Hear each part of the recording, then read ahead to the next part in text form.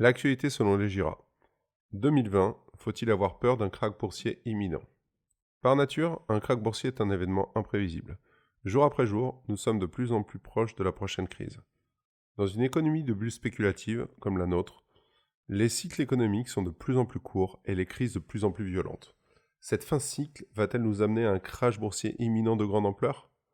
Après 10 ans de hausse avec des soubresauts, les marchés américains de Wall Street sont actuellement à leur plus haut historique. 2020 serait-elle l'année de tous les dangers sur les marchés financiers? Vous trouverez dans cet article nos conseils avisés pour limiter vos pertes et profiter d'opportunités de placement qui se présentent. Vous trouverez aussi comment utiliser les mêmes techniques que les grands investisseurs pour gagner de l'argent sur vos placements, et cela même en temps de crise financière. Krach boursier imminent, y a-t-il de bonnes raisons de s'inquiéter? Si vous lisez ces lignes, c'est que le contexte est anxiogène. Les analyses pessimistes se multiplient avec des lueurs d'espoir. Est-ce le signe que nous devons nous faire du souci pour nos investissements et notre épargne? D'une manière générale, si vous êtes à quelques mois de la fin de votre horizon de placement, liquidez toutes vos positions à risque. Mais, dans le cas contraire, prenez du recul sur la situation en changeant juste d'état d'esprit. Désormais, adoptez les préceptes de l'investisseur heureux. Qu'est-ce qu'un krach boursier? Par nature, un krach boursier est une baisse brutale des valorisations suite à un afflux massif de ventes lié à un mouvement de panique. Un mouvement de baisse violent, mais limité dans le temps. La principale caractéristique d'un krach boursier est d'être un mouvement violent à la baisse. Plus l'écart entre le nombre de vendeurs et d'acheteurs est important, plus la baisse de valorisation sera marquée.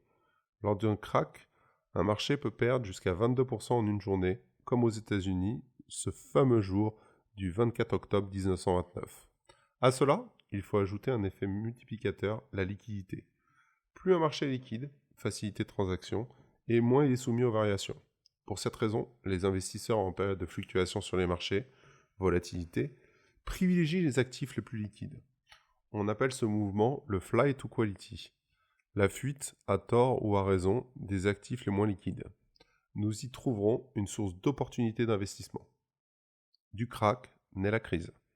Souvent limités à quelques jours, les krachs sont très souvent suivis d'une période de baisse durable des marchés ou crise.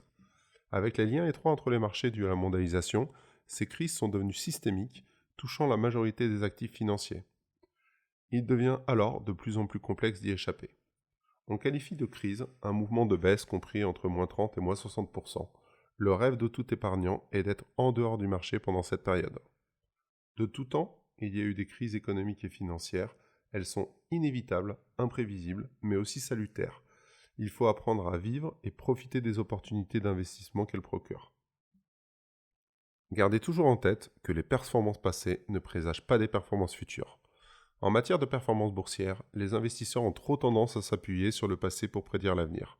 C'est pour cette raison que, lorsque les marchés battent des records, le stress monte sur les investisseurs. Mais est-ce rationnel? Gardez bien en tête ce principe. Une chose est sûre, l'avenir est incertain, donc anxiogène. De ce fait, plus un investisseur boursier est néophyte, et plus il consulte régulièrement les informations financières. Et manque de chance, d'un jour à l'autre, les marchés fluctuent entre hausse et baisse. Mais le pire dans tout cela est que nous avons des chroniqueurs payés pour tirer des conclusions hâtives au quotidien. Ces mêmes conditions qui peuvent être contradictoires d'une journée sur l'autre.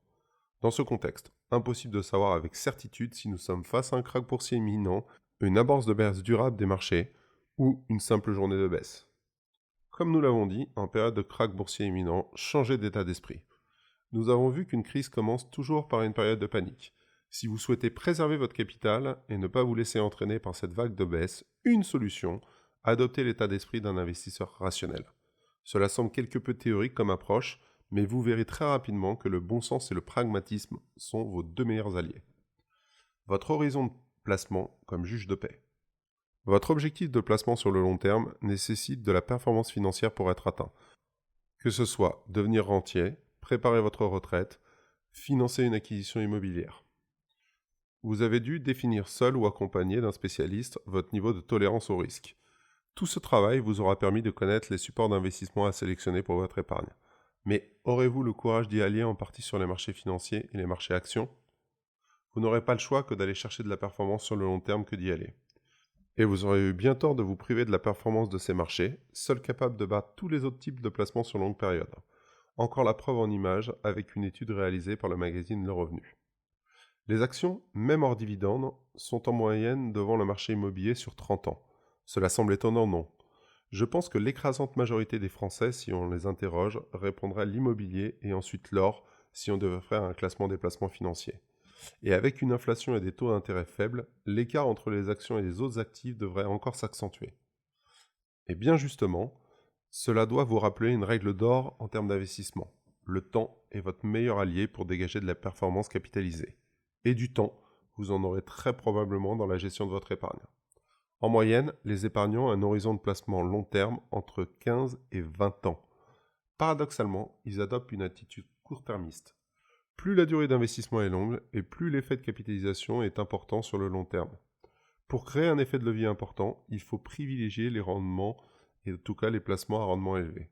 Sur ce terme, les actions sont des supports adéquats. En bourse, adoptez la bonne psychologie d'investisseur.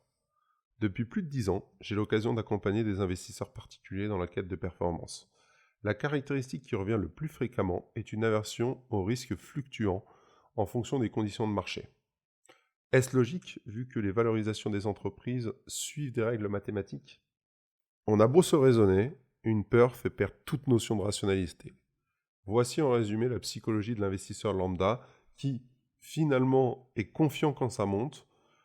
Dans la baisse, essaye effectivement toujours de se rassurer, vend au plus bas pour effectivement ne jamais se repositionner. Cela vous rappelle peut-être quelque chose? Alors, gardez la tête froide en vous focalisant sur des objectifs long terme. Les marchés boursiers obligent de prendre de la hauteur en adoptant un raisonnement de performance à long terme, ce qui est antinomique avec la valorisation des marchés qui réagit à court terme à la moindre nouvelle. Pas tant que cela si on est capable de discerner les grandes tendances à long terme. Alors, si vous ne souhaitez pas être influencé par la moindre rumeur ou nouvelle, n'écoutez plus les chroniques économiques quotidiennes. Par la même occasion, il n'est pas nécessaire non plus de suivre vos investissements tous les jours. Mon propos n'est pas de faire l'autruche et d'être complètement déconnecté des marchés financiers, mais bien de vous bâtir une stratégie de prise d'information méthodique. Comme en conduite, la souplesse est de rigueur en termes d'investissement, car le moindre coup de volant peut vite vous amener à la sortie de route, surtout quand vous naviguez sur des terrains glissants. Fuyez les stratégies de trading en privilégiant les positions long terme. Cela peut vous sembler une évidence, mais 100% des épargnants ayant gagné de l'argent en bourse sont investis. Pour étayer mon propos, je vais commencer à vous poser une question. Savez-vous comment se construit la performance annuelle des marchés financiers? Eh bien, vous allez être complètement surpris. Si vous prenez sur une année le cumul des 5 meilleures journées de cotation boursière, alors vous aurez 80% de la performance annuelle réalisée par ce marché. J'ai bien dit 80%. Imaginez les effets que cela pourrait avoir sur votre portefeuille si vous n'étiez pas investi sur cette période. Alors, jouer les apprentis sorciers en voulant procéder à des arbitrages court terme peut s'avérer une catastrophe sur la performance long terme. Plus difficile, sachez gérer une poche de cash dans vos portefeuilles. Votre pire ennemi dans un processus d'investissement sera vos croyances, notamment en termes de gestion de la trésorerie. Disposer d'une poche de cash dans un portefeuille permet de saisir des opportunités d'une baisse ou d'un creux de marché, sécuriser à court terme les plus-values. Si vous suivez mon raisonnement, plus les marchés sont en phase ascendante et plus vous devrez savoir prendre vos plus-values. Et croyez-moi, ce sera la tâche la plus ardue à laquelle vous aurez à faire face. Combien de fois n'ai-je entendu par mes clients lors d'un point de situation? Mais pourquoi ne renforce-t-on pas les positions qui ont le mieux fonctionné? Gardez en tête une règle, cash is king. L'immobilisme, une solution inadaptée dans un monde qui bouge. Peut-être aurez-vous pris la mauvaise décision dans un premier temps en vous laissant tenter par les sirènes de la bourse à travers un PEA chez votre assureur ou votre banquier. Là où vous étiez rassuré par une gestion sous mandat ou profilée, à la première baisse, réelle et sérieuse, vous allez vite déchanter. Je peux vous annoncer que si c'est votre cas, vous risquez d'être très longtemps marié avec votre conseil. Car dans ce cas de figure, la réaction spontanée est d'attendre de revenir à l'équilibre pour solder toutes les positions. Vous avez bien retenu la leçon que tant qu'on n'a pas vendu, on n'a pas perdu d'argent. Eh bien, pour le coup, dites-vous bien que quand on est au fond du trou, il faut arrêter de creuser. Car, comme disait Albert Einstein, la folie de l'homme est de vouloir ne rien changer pour attendre un résultat différent. Dans ce cas, une seule solution, changer de conseil et essayer de retrouver le biais de la performance.